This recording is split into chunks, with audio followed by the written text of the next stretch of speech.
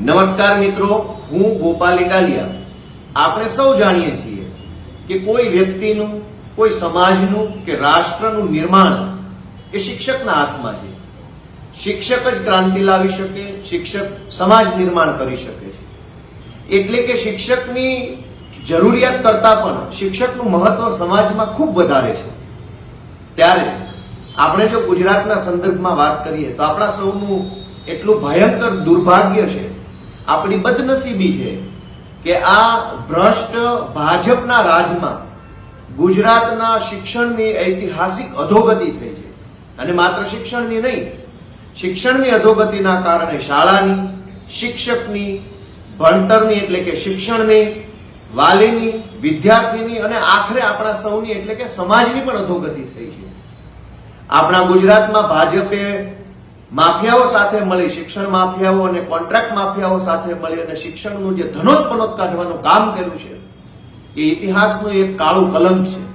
આ કલંકને મિટાવવા માટે, શિક્ષણને અધોગતિમાંથી ઉન્નતિ તરફ લઈ જવા માટે, સમાજનું નિર્માણ અને રાષ્ટ્રનું નિર્માણ શિક્ષણના માધ્યમથી, શાળા અને શિક્ષકના માધ્યમથી થાય, એના માટે આવતીકાલે ગુજરાતના પાટનગર, ગાંધીનગરમાં આપણા રાજ્યના યુવાનો એકઠા થવાના છે. એમની માંગ છે કે કાયમી શિક્ષકની ભરતી કરો.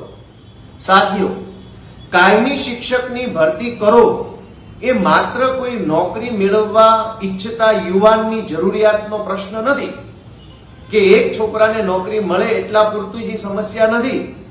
કાયમી શિક્ષકની ભરતી થાય એ જરૂરિયાત આપણી પણ છે. સમાજ તરીકે આપણી પણ જરૂરિયાત છે કે શિક્ષકોની ભરતી થાય. શિક્ષક હશે તો શિક્ષણ મળશે અને શિક્ષણ મળશે તો સમાજ મજબૂત બનશે. ભાજપે જે ભયંકર ભૂંડી રીતે ધનોત્પનોત કાઢવાનું પાપ કર્યું છે, નિમ્ન કૃત્ય કર્યું છે, એની સામે લડવા જઈ રહેલા તમામ યોદ્ધાઓને હું એડવાન્સમાં શુભેચ્છા પાઠવું છું. આ લડાઈમાં અમે તમારી સાથે છીએ. હું પણ છું, અમારી પાર્ટી છે. એક નાગરિક તરીકે, એક વાલી તરીકે પણ અમે તમારી સાથે છીએ. શિક્ષકની ભરતી થવી એ માત્ર યુવાનની જરૂરિયાત નથી, રોજગારની જરૂરિયાત નથી, સમાજની જરૂર છે. જે દેશ કે જે સમાજે શિક્ષણને અને શિક્ષકને મહત્વ આપ્યું છે, એ લોકો આગળ ગયા છે. અને આ ભાજપના રાજમાં શું હાલત થઈ કે 30 વર્ષથી સરકાર કાયમી થઈ ગઈ. આ ભ્રષ્ટ ભાજપ વાળા કાયમી થઈ ગયા. નોકરીઓ 11 મહિનાની કરાર આધારિત થઈ ગઈ, નોકરીઓ આઉટસોર્સિંગ વાળી થઈ ગઈ. આ ભાજપના રાજમાં જે ભૂંડા હાલ થયા છે, બેહાલ થયા છે લોકો, સમાજ, જનતા, એ અવદશાની તો ચર્ચા કરવા બેસીએ તો દિવસો ઘટે એમ છે.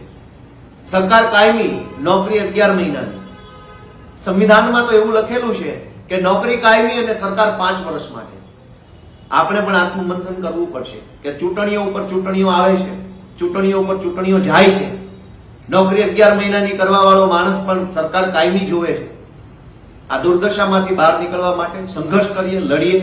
આવો કાયમી શિક્ષકની ભરતી થાય, શિક્ષક, શાળા, શિક્ષણ, વાલી અને વિદ્યાર્થીનું ભલું થાય અને એવી રીતે ગુજરાતની ઉન્નતિ થાય, એવા શુભ સંકલ્પ સાથે આવતીકાલથી ચાલુ થનારા સંઘર્ષમાં જોડાઈએ. જય જય ગરીબ ગુજરાત.